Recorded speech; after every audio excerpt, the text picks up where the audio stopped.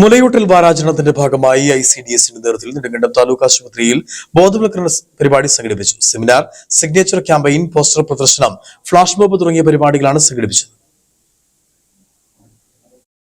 മുലയൂട്ടലിന്റെ പ്രാധാന്യം ഓരോ കുടുംബത്തിലും എത്തിക്കുക എന്ന ലക്ഷ്യത്തോടെ ആഗസ്റ്റ് 1 മുതൽ 7 വരെ വനിതാ ശിശു വികസന വകുപ്പിന് കീഴിൽ ICDSന്റെ ആഭിമുഖ്യത്തിൽ വിവിധ പരിപാടികൾ നടന്നു വരികയാണ്.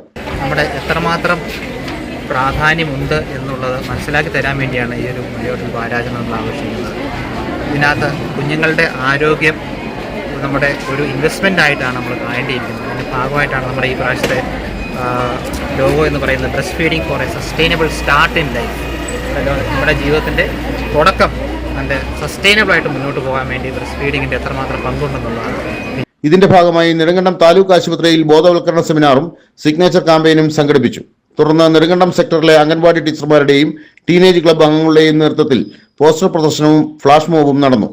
ICDS CDPO ടീന ജോസ്, സൂപ്പർവൈസർമാരായ Threasiamma Chacko, Nivya Thomas, Nimila Pius, taluk medical officer doctor Sherin എന്നിവർ പരിപാടികൾക്ക് നേതൃത്വം നൽകി.